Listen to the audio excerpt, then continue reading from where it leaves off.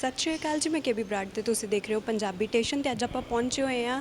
ਚੀਰ ਹਰਨ ਡਾਕੂਮੈਂਟਰੀ ਹੈ ਜੋ ਇਸ ਦੀ ਸਕਰੀਨਿੰਗ ਤੇ ਆਪਾਂ ਪਹੁੰਚੇ ਹਰਿਆਣਾ ਦੇ ਵਿੱਚ 2016 ਦੇ ਵਿੱਚ ਜੋ ਜਾਟ ਅੰਦੋਲਨ ਦੇ ਸਮੇਂ ਤੇ ਹਿੰਸਾ ਹੋਈ ਸੀ, ਜੋ ਨੌਜਵਾਨਾਂ ਦੀਆਂ ਜਾਨਾਂ ਗਈਆਂ ਸੀ ਅਤੇ ਉਸ ਸਮੇਂ ਦੇ ਲੋਕਾਂ ਦੇ ਅਹਿਸਾਸ ਨੂੰ ਦਿਖਾਉਂਦੀ ਹੋਈ ਇਹ ਜੋ ਡਾਕੂਮੈਂਟਰੀ ਹੈ ਬਣਾਈ ਗਈ ਹੈ। ਇਸ ਦੇ ਰਾਈਟਰ ਅਤੇ ਜੋ ਡਾਇਰੈਕਟਰ ਨੇ ਕੁਲਦੀਪ ਜੋ ਆਪਣੇ ਨਾਲ ਮੌਜੂਦ ਨੇ, ਉਹਨਾਂ ਦੇ ਨਾਲ ਗੱਲਬਾਤ ਕਰਾਂਗੇ। ਸਤਿ ਸ਼੍ਰੀ ਅਕਾਲ ਸਰ। ਸਤਿ ਸ਼੍ਰੀ ਅਕਾਲ ਜੀ। ਸਭ ਤੋਂ ਪਹਿਲਾਂ ਤਾਂ ਕੰਗ੍ਰੈਚੁਲੇਸ਼ਨਸ, ਬਹੁਤ ਸੋਹਣੀ ਇਹ ਜੋ ਡਾਕੂਮੈਂਟਰੀ ਹੈ ਤੁਹਾਡੇ ਵੱਲੋਂ बनाई गई है। Thanks a lot. अगर आप लोगों को पसंद आ रही है तो मुझे पूरा विश्वास है कि दर्शकों को भी पसंद आएगी। और सबसे पहला सवाल मेरा यही है आपसे कि एक बड़ी अलग और लोगों को जानकारी देने वाली जो डॉक्यूमेंट्री बनाई गई है, इसका कॉन्सेप्ट आपके माइंड में कैसे आया कि ये बनानी चाहिए हमें? तो बेसिकली जब हरियाणा में हो रहा था ये सब, उस वक्त मैं बॉम्बे में था और जब मैं देख रहा था तो कई बार होता है ना, जैसे आप अपने परिवार के लोगों को जानते हैं और अगर कोई दूसरा बताए कि आपके परिवार के आदमी ने ऐसा कर दिया तो आपको लगता है यार नहीं, वो ऐसा नहीं कर सकता।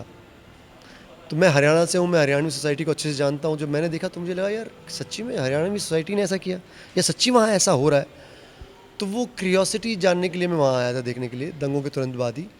और जब मैं लोगों से मिला और देखा कि ये तो कुछ और ही है, और जब रिसर्च किया 45 दिन तो सारी सच्चाई पता लगी, तो मुझे लगा कि as a being an artist, being a director, मैं क्या कर सकता हूँ ज़्यादा से ज़्यादा। The only thing which is in my hand is to make a film out of it. तो मैंने एक डॉक्यूमेंट्री बनाई and that's how I basically made चीरन। और इस डॉक्यूमेंट्री को देख के पता चल रहा है कि कितनी ज़्यादा रिसर्च इस पे की गई है। आप पर्सनली लोगों से मिले हो, लोगों से बातचीत की है। इतने नौजवानों की मौत हुई थी, है ना, वहाँ पे। तो उनके पेरेंट्स से मिले हो, फैमिली से मिले हो, लोगों का के साथ बातचीत की आपने, क्या जहन में आया आपके, उनका एहसास जो था उस समय? जी, सबसे ज़्यादा तो यही है, वो विश्वास नहीं कर पा रहे थे कि उनके साथ ये घटित हो गया है।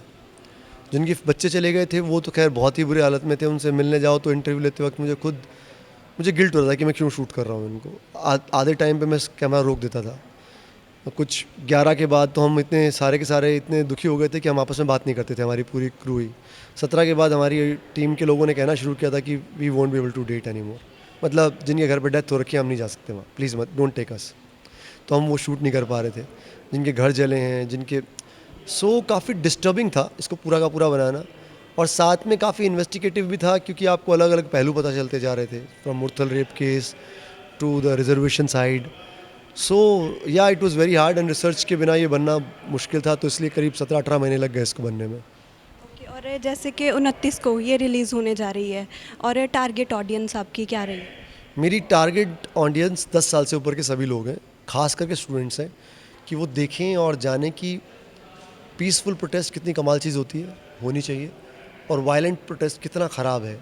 और अगर ये शुरू हो जाए तो आपको तुरंत वहाँ से निकल जाना चाहिए। वायलेंस से जितना दूर रह सकते हैं उससे बेटर कुछ नहीं हो सकता हमारे लिए। तो दैट्स व्हाट आई वांट कि मेरी ऑडियंस जो है वो college, school kids, they should must watch it.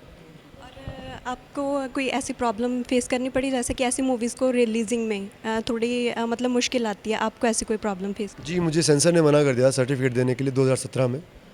और उस वक्त जो थे वहाँ पे रिजाइडिंग ऑफिसर, उन्होंने फ़िल्म को सेंसर देने से मना करके, सर्टिफिकेट के लिए मना करके हमारे को वापस भेज दिया।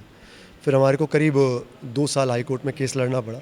तो हम मुंबई हाई कोर्ट में केस लड़ रहे थे और फाइनली हमारे फेवर में थैंक गॉड हाई कोर्ट ने वर्डिक्ट दिया। और जो वहाँ एक एफ कैट के पास हमारी फिल्म जाती है, उसके पास जो सीनियर बॉडी है, उसने कहा कि this is the most unbiased film we have seen और ये ज़रूर दिखानी चाहिए।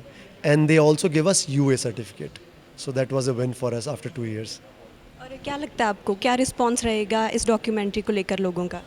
देखिए, अभी तक जितना भी रिस्पांस आया प्रीमियर्स में, उसको देख के लगता है कि पॉजिटिव ही आएगा। जब लोग अंदर घुसते हैं तो वो एक संदेह की दृष्टि से घुसते हैं, जब वो निकलते हैं तो उनके दिमाग बहुत हल्के हो चुके होते हैं, वो जान चुके होते हैं कि क्या हुआ और क्या नहीं हुआ। तो वो बाहर जाके ना पॉजिटिवली ही बोल रहे हैं। सो टच वुड, सारे प्रीमियर में तो बहुत अच्छा रिस्पॉन्स आया है एंड आई होप जितनी अभी जहाँ लगेगी वहाँ पे भी ऐसा ही रिस्पॉन्स आएगा। That's what I am waiting for. और जैसे कि कोरोना काल के बाद, है ना, बड़ी मुश्किल से सिनेमा हॉल्स ओपन हुए हैं, इस टाइम पे अपनी मूवी रिलीज़ करना, और एक रिस्क नहीं लग रहा आपको भी? नहीं, मुझे लग रहा है कि सिनेमा हॉल्स एक तो बहुत अच्छे से फॉलो कर रहे हैं जो कोरोना की गाइडलाइंस हैं। एक सीट छोड़ के एक को बिठा रहे हैं एंड पूरा हाइजीन भी का पूरा ध्यान रखा जा रहा है। पीवीआर के जितने सिनेमा और मैंने देखे सब एकदम बहुत क्लीन है। सो मुझे लगता है कि नहीं, ऑडियंस आएगी तो बल्कि सेफ़ फील करेगी। यहाँ पे लोग बसेस में ट्रैवल कर रहे हैं, ट्रेन में ट्रैवल कर रहे हैं, मार्केट में जा रहे हैं, उससे सिनेमा हॉल ज़्यादा सेफ़ लगे मुझे।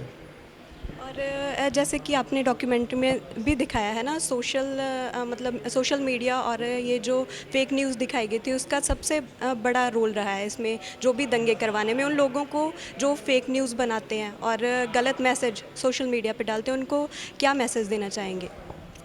उनको कोई मैसेज नहीं दे सकते मैम, वो तो खुद मैसेज है ना हमारे लिए, वो तो खुद लगे हुए हैं ये सब फेक करने में।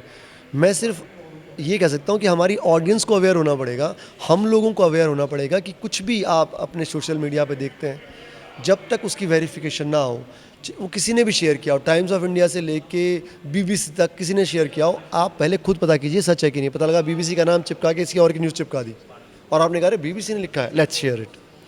So before you share it, be responsible to recheck it and then share. शुक्रिया सर बात करने के लिए, और all the very best for your documentary. और ये थे हमारे साथ कुलदीप जी, जिनके द्वारा चीर हरण जो डॉक्यूमेंट्री है ये डायरेक्ट की गई है। इन्होंने इस डॉक्यूमेंट्री के बारे में हमारे साथ खास बातचीत की। और अपडेट्स के लिए देखते रहिए पंजाबी टेशन।